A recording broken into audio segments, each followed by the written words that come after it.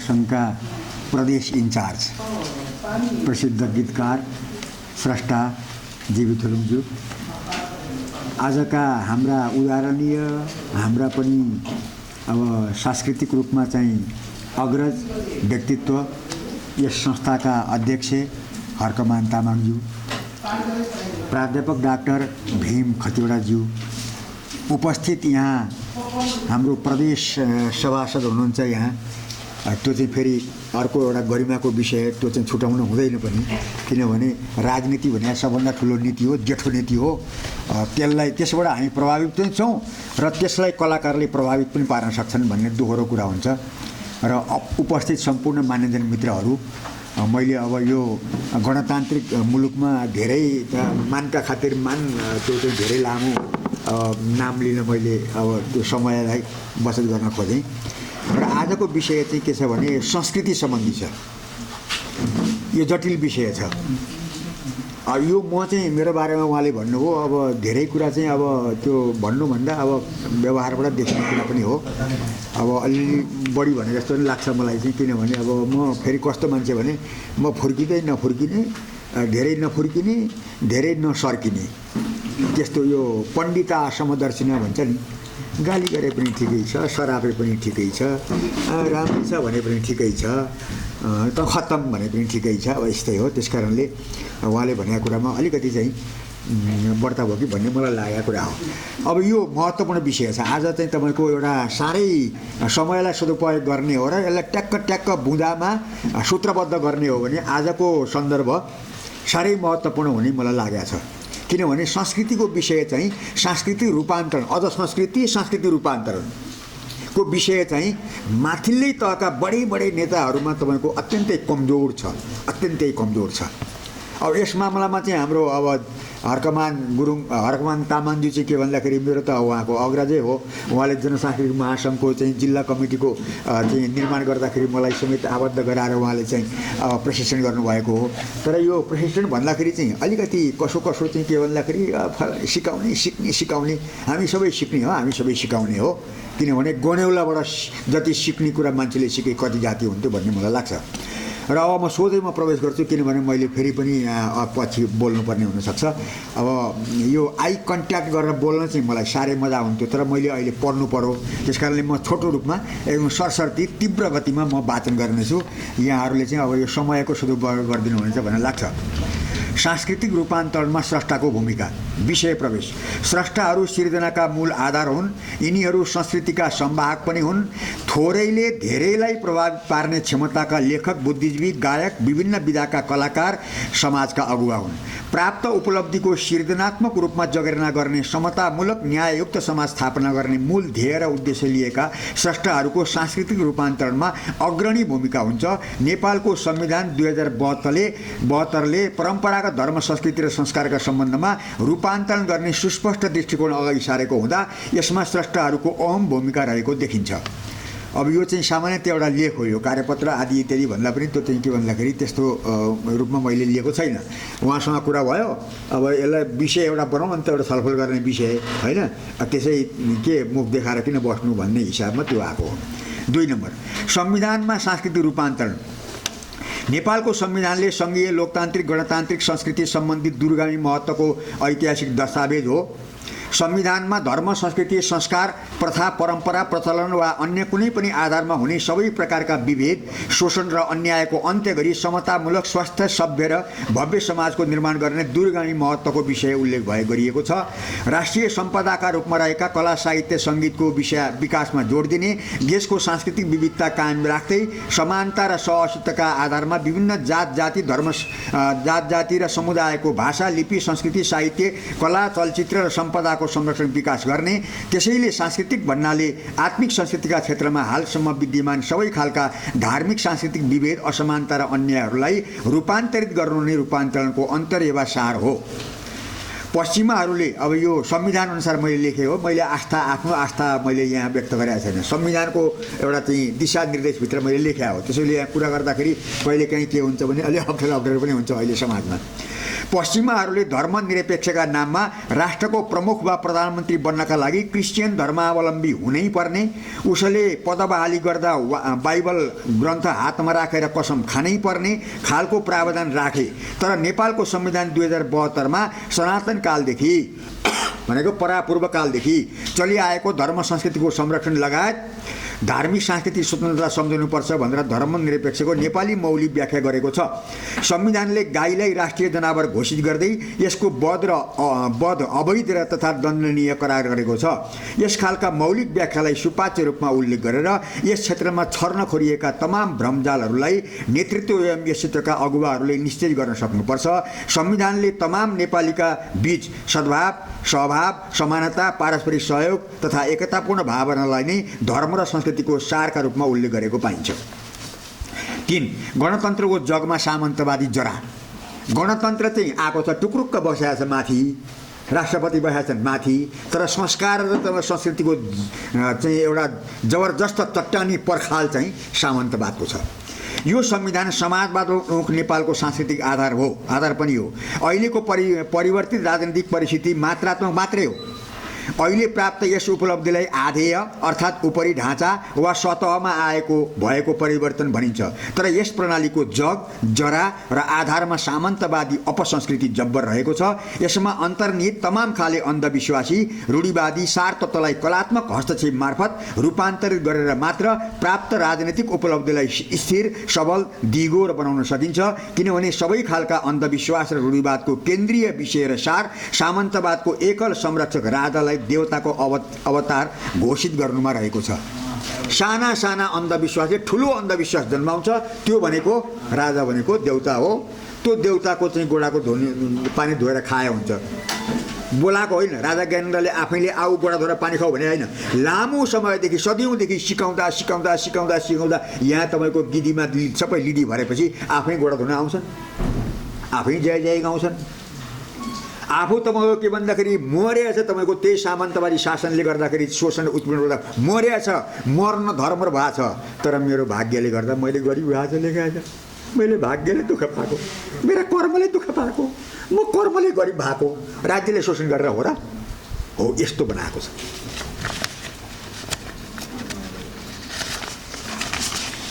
धर्म संस्कृतिको पुनः परिभाषा अपरिहार्य। मैले चाहिँ धर्म संस्कृतिलाई पनि अब चाहिँ के भन्दाखेरि म के भन्छु भन्दाखेरि अब यो कतिपय कम्युनिस्ट नेताहरूको म सुन्छु कि क्रिया पनि चाहिँदैन, श्राद्ध पनि चाहिँदैन, केही पनि चाहिँदैन। मान्छे त गोरु होइन नि त, मान्छे त गाई भैँसी होइन नि त। मान्छे हो, संस्कार हुन्छ, संस्कृति हुन्छ। दुःख पर्दा चोट पर्छ, खुसी हुँदा खुसियाली उसको मुखमा आउँछ। मर्दा चाहिँ तपाईँको के भन्दाखेरि मर्दा जाने चाहिँ के भने लुगा फाटो अर्कै हुन्छ, टाई सुट कसेर जाइँदैन है। बाउ मर्दाखेरि चाहिँ के भने अलिकति त एउटा संवेदना हुन्छ, एकछिन झोक्राइन्छ, के भन्छ के संस्कार बारिन्छ के। त्यस कारणले यो उग्रवादी सोच चाहिँ के भन्दाखेरि व्याप्त छ। त्यसलाई पनि मैले चाहिँ आधार बनाएर तिम्रो चाहिँ के धर्म त भन्न मन लागेको छ माथिल्लो नेतालाई, तिम्रो धर्म के, यो पनि मान्दैन, त्यो पनि मान्दैन, केही पनि मान्दैन। अनि रामको कुरा गर्दाखेरि चाहिँ हेर धर्म नमान्नेले रामको चर्चा गरौँ भनेर उल्ल्याउँछन्। अब उल्ल्याउने काम, उल्ल्याउन दिने ठाउँ दिएको छ। हेर्नुहोस् है, धर्म संस्कृतिको पुनः परिभाषा अपरिहार्य। पानीको धर्म के, भिजाउनु। आगोको धर्म के, डढाउनु। प्रकृतिबाट मान्छेले धर्म ग्रहण गरेको, प्राकृति र प्रकृति सम्पदाहरूले जुन सेवा गरे, सहयोग गरे, सद्भाव गरे, मानव जीवनका लागि तपाईँको निस्वार्थ रूपमा सेवा गरे, त्यसैबाट प्रेरित भएर मान्छेले चाहिँ के भने धर्म ग्रहण गर्यो, धर्म सिक्यो, धर्मलाई परिभाषित गरिदियो, संस्कृतिको निर्माण गर्यो, देवी देवताको परिकल्पना गर्यो। त्यसैका हाँगाबिगा अहिले चाहिँ के भने हजार थरी छन्। त्यसै भएको हुनाले अब चाहिँ यसलाई अलिक हामीले सोच्नुपर्छ भन्ने यो गणतान्त्रिक मुलुकमा मानव समाजको हित, सेवा र उपकारका खातिर निस्वार्थ रूपमा सक्रिय प्रकृति तथा प्राकृतिक सम्पदाको धर्म वा गुण, धर्म भनेको गुणका आधारमा आदि मानवले धर्म र संस्कृतिको पुनर्निर्माण, पुनर्सृजन, प्रवर्धन गरेको देखिन्छ। हुन पनि उन्नत तथा उदात्त चेतना विवेकी मानवले आफूलाई सामान्य पेटु प्राणी भन्दा पर्याप्त पृथक पहिचान बनाउन सामाजिक सेवालाई धर्मका रूपमा अवलम्बन गर्यो। व्यासले 18 पुराणको सार परोपकार पुण्य हो, परपीडन पाप हो वा अधर्म हो भन्ने निष्कर्ष उल्लेख गरेका छन्। तर पनि यस क्षेत्रमा समयक्रममा चरम भेदभाव, असमानता र अन्धविश्वासलाई सामन्तवादले सत्ता र सरकार मार्फत सुदृढ र सबल बनायो। यसले गर्दा सामन्तवादका नायक राजालाई देवताको अवतार सिद्ध गरेर जनविरोधी सत्तालाई दीर्घजीवी बनाउने एकमात्र उद्देश्य रहेको देखिन्छ। धार्मिक तथा पौराणिक लिखित सामग्रीहरूमा उल्लेखित देवत्वकरण गरी आस्थाका रूपमा उपस्थापित पात्र, प्रस्तुति र प्रस्तावहरू मानव सभ्यताका महत्त्वपूर्ण प्रामाणिक आदि सामग्री हुन्। बुद्ध भन्छौँ हामी, बुद्ध 2500 वर्ष अगाडि जन्मेको बुद्धलाई हामीले देवता बनाइसक्यौँ त बाबा। त्यसकारणले ब्रह्मा, विष्णु, महेश सबै मान्छे हुन्। सामान्य मान्छे होइन, आफ्नो युगका मान्छे हुन्। आफ्नो सम्प्रदायका तपाईँको एउटा चाहिँ के भन्दाखेरि उचाइ बनाएका, चाहे ज्ञानले, बुद्धिले, सेवाले, समर्पणले जसरी हुन्छ त्यो बनाएका मानिस हुन् ती। हेर्दा हेर्दै 2500 वर्ष अघिका विश्व शान्तिका अग्रदूत सिद्धार्थ गौतमलाई हामी आज देवताका रूपमा पैदा गर्दैछौँ भने यसबाट ब्रह्मा, विष्णु, राम, कृष्ण, दुर्गा, युमा, सुम्निमा सबै हाम्रा आदि माता, आदि पिता हुन्। पूजनीय मानेका व्यक्तित्वहरू त्यस कालखण्डका चर्चित विशिष्ट व्यक्तित्व हुन्। यसरी पनि धर्म संस्कृतिमा अन्तर्निहित अनेक खालका जीवनोपयोगी पक्षहरूलाई उजागर गर्नुपर्ने विषय हुन्। अब 5 नम्बर, सांस्कृतिक रूपान्तरणका जटिलता। धार्मिक तथा सांस्कृतिक रूढीहरू सबै धर्म सम्प्रदायमा विद्यमान रहेको छ। फेरि वैदिक सनातनमा मात्रै छ होइन, मैले धेरै हेरेको छु। अब जुन पनि तपाईँको एकदम हाम्रो चाहिँ एकदम राम्रो धर्म भन्छ त्यहाँ पनि तपाईँको त्यही चाहिँ के भन्दाखेरि अन्धविश्वास र रूढिवाद त पुरा जकडिएको अवस्था पनि देखिन्छ। राम्रो कुरा पनि छ त चाहिँ धार्मिक तथा सांस्कृतिक रूढीहरू सबै धर्म सम्प्रदायमा विद्यमान रहेको पाइन्छ। तर संविधान, नियम, कानुनमा लेखेकै भरमा सांस्कृतिक रूपान्तरण हुन सक्दैन, सम्भव छैन। यसका लागि बहुआयामिक रूपमा आम जनसमुदायमा जमेर रहेको अन्धविश्वास र रूढिग्रस्त सोच, समाज सिर्जना जस्ता पक्षहरूमा कलात्मक हस्तक्षेप गरी तिनीलाई विस्थापित गर्ने कोसिस 1000 बार गर्नुपर्छ। 1000 बार। कानुनी रूपले छुवाछुत तथा जाति प्रथा उन्मूलन भएको 55 वर्ष भइसके पनि त्यसमा प्रभावकारी कलात्मक तथा बहुआयामिक हस्तक्षेप नहुँदा तमाम सामन्तवादी चरम धार्मिक तथा सांस्कृतिक रूढिवादी भेदभाव र असमानता अद्यापि व्याप्त रहन गएको हो। सामन्तवादले लामो समयदेखि आफ्नो वर्ग सत्ता स्वार्थ अनुकूलको अन्धविश्वासिता, रूढिवादी शिक्षा, दीक्षा, संस्कार, संस्कृति, आचार, विचार तथा नीतिद्वारा राजकीय सत्ता मार्फत सुसङ्गठित रूपमा लामो समयदेखि प्रसिद्ध गरेको छ। यसैका प्रभावले आम जनताले आफ्ना घरमा उपयुक्त खालको संस्कार, संस्कृति, रीति लामो समयदेखि लागू गर्दै आएको छ। यसका लागि सामन्तवादले व्यापक रूपमा आर्थिक, सांस्कृतिक, पण्डित, पुरोहित, पौराणिक ग्रन्थहरूको प्रभावकारी उपयोग गरेको छ। त्यतिले पनि नपुगेर समधुर सङ्गीत र स्वरमा जनविरोधी सार तत्त्व निहित मनमोहक धार्मिक सांस्कृतिक भजनको अहोरात्र श्रवण गराएर गहिरो प्रभाव पारेको छ। मैं मूर्ख तुम स्वामी, म चाहिँ मूर्ख, म दास, म काम नलाग्ने, म हुतिहारा, म केही लाग्ने लम्फू। अनि अब यो सिकाएको छ। अनि ठुलो चाहिँ को त भन्दा देवता, अनि देवताका वरिपरिका राजा, राजाका वरिपरिका अरू राजा होइन। अहिले एकजना टिका धमलाले अस्ति लेखेका छन्, त्यो हामीले पढ्ने कुरा हो। अहिले कम्युनिस्ट पार्टीमै तपाईँको के भने दास र नोकरको जस्तो चाहिँ अब नेता र कार्यकर्तामा सम्बन्ध छ। नमस्ते गरौँ यसो, एउटा नेतालाई नमस्ते गरेको थिएँ मैले। अब एकान्त भयो त म तिनलाई तपाईँको राम्रै दिन्थेँ। अब सबैको अगाडि भन्नु भएन। एउटा प्राध्यापकले यसरी गरेको छ, गरौँ के, किनभने अलिअलि त्यसो पनि कारण छ। म अलिअलि छासुसी लेख्ने भएको हुनाले मेरो विरुद्धमा लेख्ने भएर यसो टाउको मात्रै हल्लायो साथीले। अब के गर्नु, अब सबैको सामने भन्ने भयो भने एकान्तमा त म फेरि अलिअलि दिइहाल्थेँ। समस्या त्यो छ कि अहिले पनि तपाईँको के भने होइन, हामी विभिन्न खालको के जात, धर्म, सम्प्रदाय, नीति, रीति, पदको हिसाबले अब यहाँ प्रमुख अतिथि हुन पाइयो। अब यसैमा ठाडाखुट्टा लाएर चाहिँ म त के नै भएँ भनेर भन्ने कुरा त होइन। हामी सबै समानै हो, हामी सबै बराबरै हो। अब मैले 2-4 पत्ता पल्टाएर यो लेखेँ, तपाईँले पनि पल्टाउन लेखिहाल्नुहुन्छ नि। यो त कुन ठुलो कुरा हो। यहाँ भट्टराईजी हुनुहुन्छ, भट्टराईजीको बारेमा म अलिकति अहिले भन्दिनँ म होइन, सुटुक्क भनौँला, त्यसो भयो पुग्यो होइन। त्यसो भएको हुनाले यसैका प्रभावले आम जनताले आफ्ना घरमा उपयुक्त खालको संस्कार, संस्कृति, रीति लामो समयदेखि लागू गर्दै आएको छ।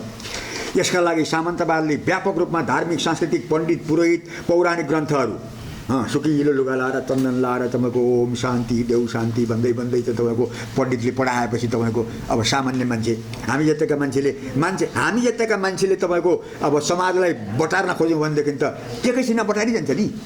अन्टसन्ट भनेर होइन।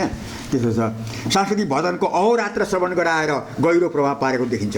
म पनि त्यो सङ्गीत सुन्दा त हो म के भने अब सार चाहिँ तपाईँको पुरा उल्टो छ, मान्छेलाई पुरा चाहिँ के भने त्यो के भने रसाना फाल्ने खालको छ। तर सङ्गीत त स्वर त कति मिठो छ कति मिठो छ बाबा, मान्छेलाई त्यसैले लठाइहाल्छ हेर्नुहोस् होइन। ब्युटी पार्लर यो चाहिँ के भने मिस के भन्छ नि, मिस ब्युटी भनेर के महिलाहरूको देखाउँछ नि होइन। अनुहार त कति राम्रो छ, स्लिम बडी छ, तर अब केही पनि छैन, भित्र खोक्रो छ। यसरी गोएबल शैलीमा धर्म र संस्कृतिका नाममा सबै खालका अन्धविश्वासी कुरूप पक्षहरूलाई हजार बार प्रचार गरेर असत्यलाई सत्य साबित गर्न सफल भएको देखिन्छ। यसरी आम जनतालाई स्वैच्छिक रूपमा हेर्नुहोस्, यसो गर्दा गर्दा गर्दा सिकाउँदा सिकाउँदा सिकाउँदा सब बहुआयामिक ढङ्गले तपाईँको यहाँ गिदीमा लिदी भरेपछि मान्छे स्वयं त पछि लागिहाल्छ नि, तपाईँको पछि लागिहाल्छ के। किनभने अब त्यो सिकेर जब्बर बनाएछ नि त, दर्शन ढुङ्गो जस्तो बनाएछ यहाँ है। अब कालु साहु चाहिँ के भन्दाखेरि अब हेर्दा हेर्दै माथि ठुलो मान्छे भयो भनेदेखि हामी परै तपाईँको माला लिएर जाइहाल्छौँ। भौगोलिक सामन्तवादमा हाम्रो छ। काठमाडौँबाट आएको मान्छे चाहिँ भनेपछि हामीलाई फेरि अद्भुत ठुलो लाग्छ। फेरि यहाँका ठुला देख्दैनौँ हामी, हर्कमान तामाङलाई हामी देख्दैनौँ, किनभनेदेखि अब यो यहीँको हो मान्छे, आफ्नै करासाको छ, के हो नजिकको तीर्थ हेला भने जस्तै त्यो अवस्था यसो पनि म पनि कहिलेकाहीँ भोग्छु देख्छु, मलाई अब त्यस्तो लाग्छ के। अनि यसरी आम जनतालाई स्वैच्छिक रूपमा सामन्तवादी अपसंस्कृतिको पृष्ठपोषक, पक्षपोषक र कट्टर समर्थक बनाएको देखिन्छ। यहाँ जानुहोस् त गाउँमा गएर कुनै अन्धविश्वासको बारेमा तपाईँ अलिकति सम्झाउनुहोस् त, मान्छे पाखुरा सुर्केर आउँछ।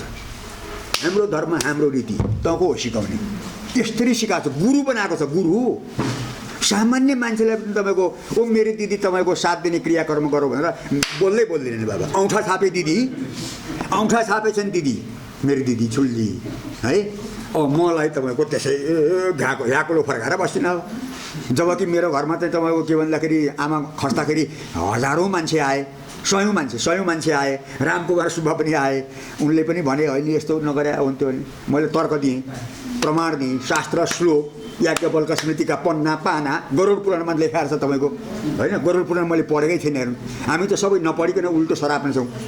गरुड पुराणमा के लेखाएको छ भनेदेखि राजालाई क्रिया गर्नुपर्ने, राजाले राजकाज गर्ने क्रिया गर्ने, वैद्यले पर्दैन। अनि पण्डित जो चाहिँ बिहासँग बसेर पुराण भनिरहेको छ त्यसलाई पनि पर्दैन। ल रहेछ त विकल्प। अनि वृद्ध बाल वनिता अशक्त असहाय धराप भएको मान्छेलाई भन्ने देखिँदैन त्यहाँ।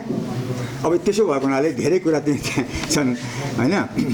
अब समस्या त्यस कारणले अहिले तपाईँको के भन्दाखेरि यस्तरी जरा गाडेको छ नि। राष्ट्रपतिले छिसिक्क एउटा राष्ट्रपति कहाँ गएर एउटा कलाकारले टोयलेटमा बसेर चाहिँ के भने फोटो खिचिदियो। अब त्यसैबाट तपाईँको अब उचालिया छ होइन। त्यसो भएको हुनाले कुरो धेरै गम्भीर छ। अब 6 नम्बरमा है सांस्कृतिक रूपान्तरणमा कलात्मक हस्तक्षेपको अर्थ के हो। कलात्मक हस्तक्षेप भन्दाखेरि वैदिक सनातन लगायत सबै धर्म संस्कृतिभित्र विद्यमान मानवतावादी जीवनोपयोगी अनेक स्वास्थ्य धार्मिक तथा सांस्कृतिक पक्षहरूलाई ओझेल पारेर आम जनतालाई भ्रमित पारिएको छ। अहिले पनि धार्मिक कार्यक्रमका नाममा उपयुक्त खालका सन्देश प्रवचन भजन कीर्तन अलिकति पनि समय सापेक्ष सुधार नगरी बारम्बार सञ्चार माध्यमबाट प्रसारण गरिएको देखिन्छ। नेपाल सरकारकै मिडियाहरूमा पनि त्यो आइराखेको छ। यसका प्रभावले आम सर्वसाधारण जनता जीवन जगतप्रति तमाम खाले अन्धविश्वासी, तमाम खाले सामन्तवादी धार्मिक सांस्कृतिक अन्धविश्वासमा दृढ विश्वस्त भएका छन्। त्यसैले उनीहरू जहाँ पनि डटेर अन्धविश्वासको पक्षपोषण गर्छन्। यसरी सामन्तवादले बहुत होसियारी, चलाख र बठ्याइपूर्वक वर्गीय स्वार्थ अनुकूलको धर्म र संस्कृतिका नाममा अपसंस्कृतिको सञ्जाल पिजाएको छ। यस मामलामा अग्रगामी भन्ने, लोकतान्त्रिक भन्ने, कम्युनिस्ट भन्ने पार्टीको नेताको त शुद्धि बुद्धि नै छैन। एकपल्ट भनेर हुन्छ, आदेशले हुन्छ। आदेशले त कसैले मान्दैन, सानो बच्चा त मान्दैन, तपाईँको घरको छोरै मान्दैन, नाति मान्दैन। आदेश गर्नु त अहिले मेरो म नातिनीसँग यसो हेर्छु, म कति छिटो कुरो बुझ्छन् ए मलाई हप्काएको भनिहाल्छ। भनेपछि अब हप्काएर हुन्छ, माथि एउटा दबाबले दमनले हुन्छ, अनि टुपी काटिदिएर हुन्छ। मान्छेलाई हामी पनि बाहुनै हो, टुपी काट्न कसैले काटिदियो भने आफैले काटिदिया हो, आफैले काट्ने पो बनाउने त होइन। त्यसो भएको हुनाले सन्जाल फिजाएको छ।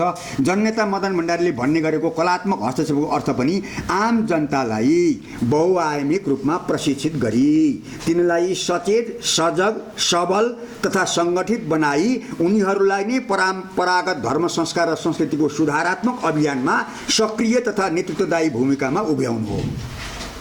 आम जनताको अगुवा पङ्क्तिलाई त्यसरी उभ्याएपछि मात्रै अनि मात्रै तपाईँको सहज ढङ्गले, कलात्मक ढङ्गले, धेरै क्षति नगरिकन, कसैको टुप्पी नकाटिकन ऊ आफै टुप्पी काटिहाल्छ नि। टुप्पी काट्नुपर्छ, टुप्पीको काम छैन भन्ने हिसाबले राम्रो अर्थाउने हो भने, अथवा अन्धविश्वासका कुरा राम्रो अर्थाउने हो भने ऊ आफै काट्न तयार हुन्छ। जसरी म काटेँ, अरू साथीहरूले काट्नुभयो होइन। त सुधारात्मक